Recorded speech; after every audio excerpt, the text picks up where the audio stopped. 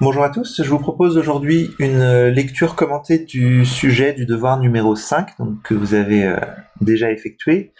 Le but est double dans le cadre de votre préparation des épreuves de concours blanc. D'une part, ça peut être de vous donner quelques commentaires a posteriori sur les erreurs rencontrées ou les pièges à déjouer, mais aussi ça peut vous donner une idée de ce qu'on peut faire comme lecture du sujet, lecture préalable du sujet en début d'épreuve.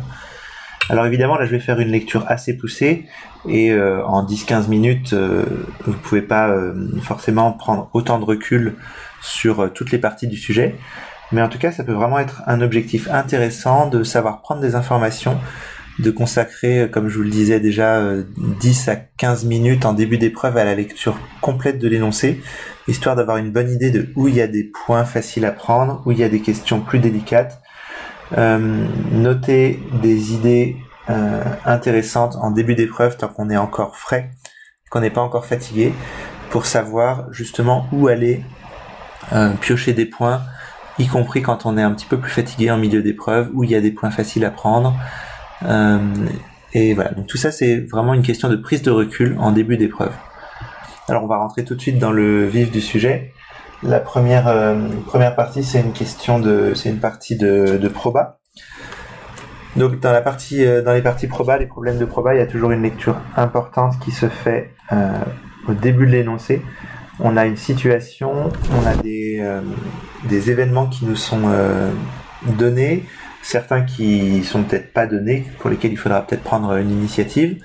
Alors ici, je vais pas lire le contenu du sujet, hein, ça vous l'avez déjà fait, ou alors sinon reprenez le temps de le faire. La première chose à remarquer, c'est que donc on nous donne ici quelques informations, 3 informations qui vont être des informations de probabilité. Donc on nous donne toujours des probabilités en début de problème, donc là elles sont données ici. La question c'est quels sont les événements qui nous sont donnés. Alors le sujet parle d'événements RI, c'est-à-dire rapporter une bouteille la ième semaine. Ça veut dire que la première semaine, R1 c'est je rapporte ma bouteille, R1 bar c'est je ne rapporte pas ma bouteille. Alors les sujets de proba sont toujours légèrement elliptiques, on ne peut pas absolument tout détailler. Donc là, la situation est quand même relativement précise. On choisit au hasard un client et on examine ce qui s'est passé pour lui en termes de rapporter ou pas les bouteilles. Les informations qu'on lit là, donc la première semaine, 90% des clients ont rapporté leurs bouteilles vides. Ça veut dire que le client que j'ai choisi au hasard, il y a 90% de chances que ce soit un des clients qui rapporte leur bouteille vide. Donc là, ce qu'il faut bien comprendre, c'est que c'est P de R1 qu'on vous donne. 90% ou 0,9, c'est-à-dire qu'on est vraiment sur 0,9 dans cet arbre-là. Après, bon, évidemment, il y aura les complémentaires, ce sera toujours 1 moins 0,9, c'est ça d'ailleurs qu'il faut justifier dans la première question. Ce qu'on vous demande de justifier, c'est le passage au complémentaire essentiellement.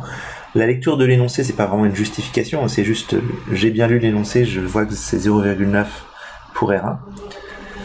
Et alors ensuite, les 2 autres informations, c'est quand on a rapporté sa bouteille vide une semaine, on rapporte celle de la semaine suivante avec la probabilité 0,95. Et alors ça parle pas forcément de la première semaine. Donc là, c'est important de comprendre que c'est, quelle que soit la semaine qu'on considère, la probabilité de ramener la bouteille la semaine suivant une précédente où on l'a ramenée. Donc ça, il y a une hypothèse là. Lorsqu'un client a rapporté sa bouteille vide, donc c'est un quand il s'est passé ça. Donc c'est un sachant que. C'est-à-dire qu'on est en train de donner la probabilité, sachant que le client a ramené sa bouteille la ième semaine, de la ramener la i plus unième. Voilà, c'est ça qu'il faut comprendre, qu'on donne, c'est que ça, c'est donc 0,95. Et ça, c'est valable quel que soit i.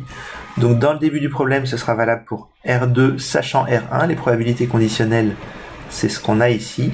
Attention, hein, j'ai dit R2 sachant R1, c'est un abus de langage. C'est pas un événement, R2 sachant R1. C'est sous l'hypothèse que l'événement R1 s'est réalisé, la réalisation de l'événement R2. Ce qui est correct, c'est de parler de la probabilité conditionnelle de R2 sachant R1. Donc là, on est sur 0,95. Et bien sûr, 0,05. R2 bar, c'est l'événement complémentaire de R2. Donc là, dans la situation où on a fait R1, c'est probabilité de R2 sachant R1, probabilité de R2 bar sachant R1.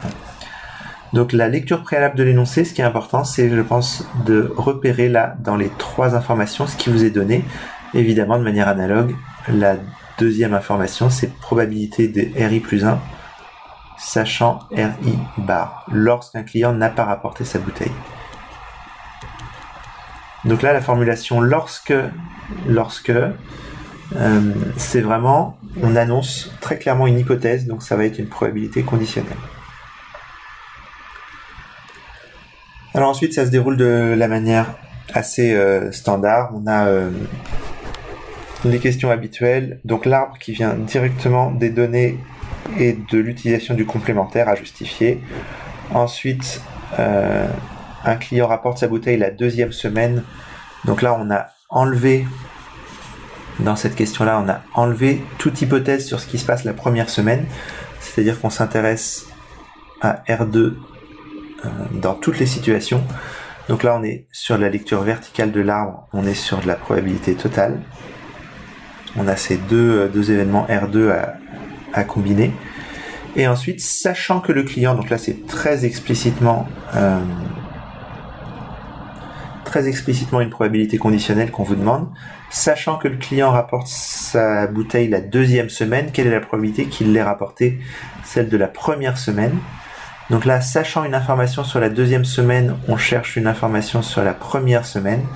Donc on est sur de la lecture rétrograde en quelque sorte de cet arbre-là. Donc on est très clairement sur une utilisation de la formule de Bayes, qu'on peut aussi formuler bien sûr en revenant à la définition des probabilités conditionnelles.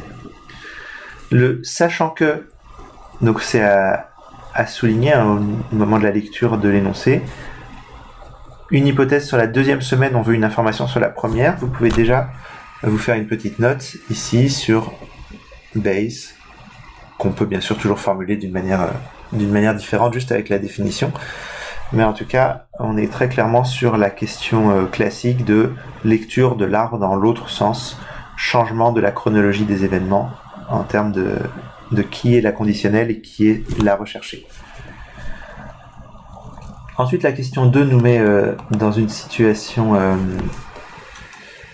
plus générale où on est sur la i-ème semaine, la i plus unième semaine. Alors déjà, le i, il est quelconque, on aurait peut-être dû dire n étoile ici. Mais le i, il est quelconque, ça veut dire que ce que je vais remplir ici, ça doit être cohérent quand i égale 1 avec ce qui a été rempli dans la question précédente. Donc PI, on ne le connaît pas, c'est l'objet du problème. Donc ça aussi, une lecture complète de l'exercice au départ peut être intéressante. PI, on ne le connaît pas. Donc inutile de dire c'est 0,9. 0,9, c'était seulement R1. RI bar, évidemment, c'est le complémentaire de RI. Donc ça, on peut gratuitement savoir que c'est 1 moins PI, il n'y a pas de discussion.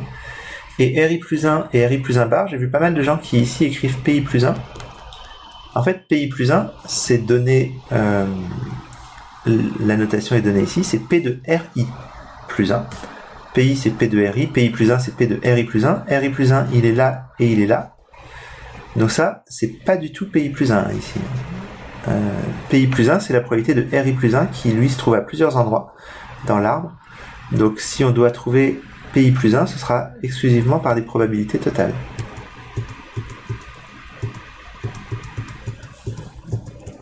La probabilité qui est ici, je vous rappelle, c'est probabilité, sachant RI, parce qu'on est sous cette hypothèse-là, d'avoir RI plus 1. Et ça, c'est quoi? C'est donné dans la première question, enfin dans le préambule de la première question, c'est 0,9. C'est le 0,95 de l'énoncé. Et donc là, 0,05. Et lui, c'est pareil, c'est le 0,2 de l'énoncé. Ça, c'est le 0,8.